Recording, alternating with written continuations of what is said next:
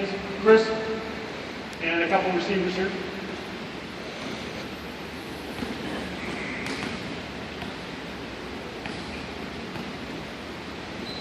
All right. A couple of you guys want to split? Left side, middle, opposite. Good. All right, guys, go ahead and serve, Chris.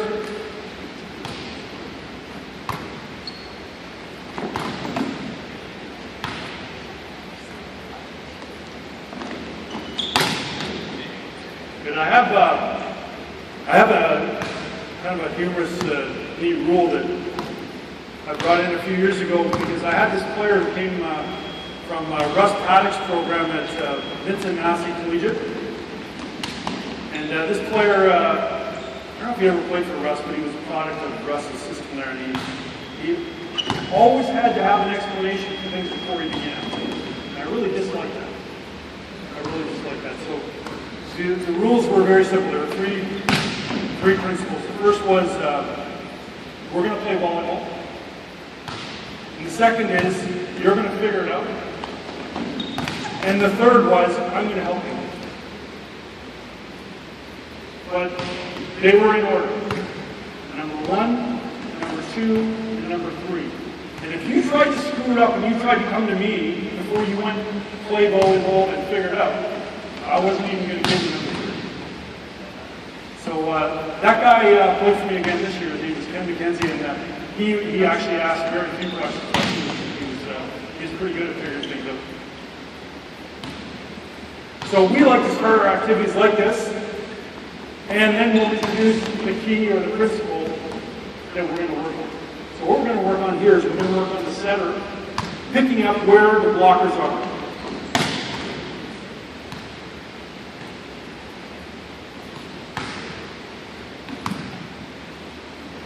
Good. All right. Now bump the ball up, and just like you are, and Jake catch the ball, and everybody just freeze.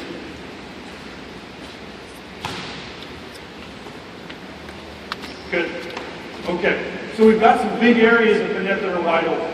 Some big areas. We're going to try and get our center to put the ball in those areas. So the big areas.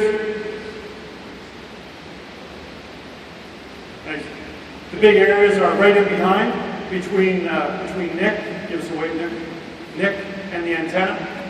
There's some smaller gaps between the 3 blockers, and then there's a big area between Dane, give us away Dane, and that end. We want to train our setter to see those gaps and to set into those gaps. Does the setter need to actually turn and look to see those gaps? Yeah, sometimes it's very easy. We were just chatting about the Brazilian setter the other day.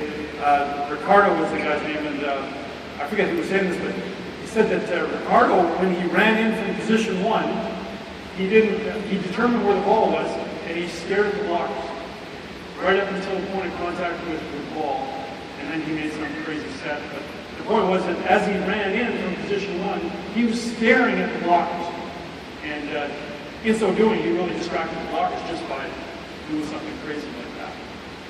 But that he was picking up information, or perhaps he was just acting crazy because he's kind of a crazy setter. But we want our setters to see where the blockers are. It's easy in a transition situation to come from 1. So when Jay comes from position 1, and it's a nice high pass, he's got lots of time. Good. Try again. And look at them more. Let's do some movement here, guys. Movement, blockers move. After I toss. Is that Jeremy? After.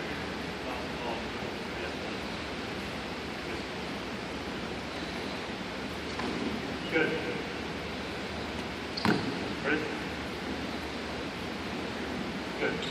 So simple activity. Here Steve will toss the ball just like I'm doing. And Jay will have to make the right choice. We'll have Jeremy choose a side. Go ahead. Yep. Set it. And spike it, guys. Good. Next ball. Somebody passing balls to Steve. Good.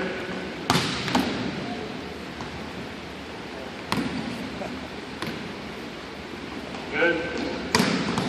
So we'll do this 10 times. We'll see how many times Jay gets the right choice.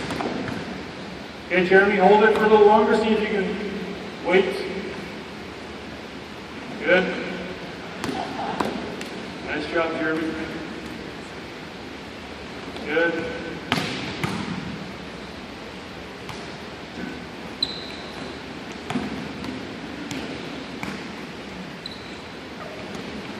Good.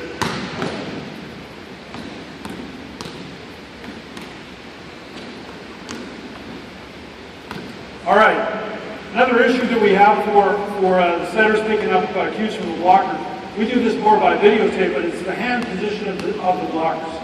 If the blockers' hand positions are high, generally speaking, when they jump, they drop their hands. When hand positions are low, often they're faster getting their hands over the net. Generally speaking, there's some exceptions to it. Sometimes you have a tall blocker who doesn't really jump. They just kind of bounce up and they block that way.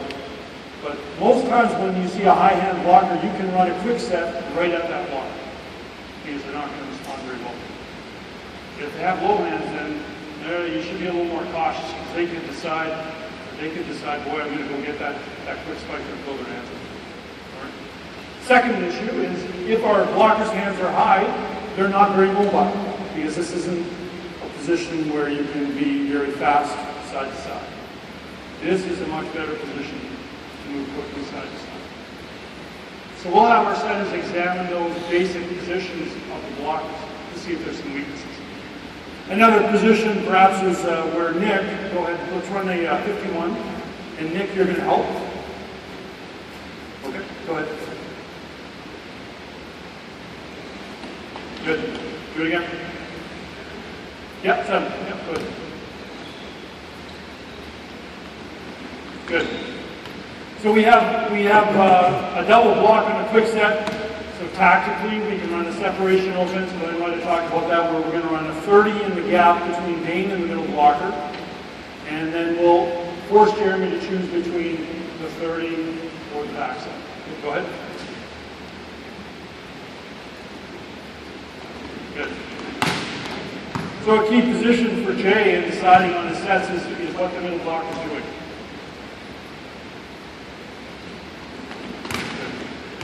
There's always gaps presented. We're always trying to run our offense into those gaps.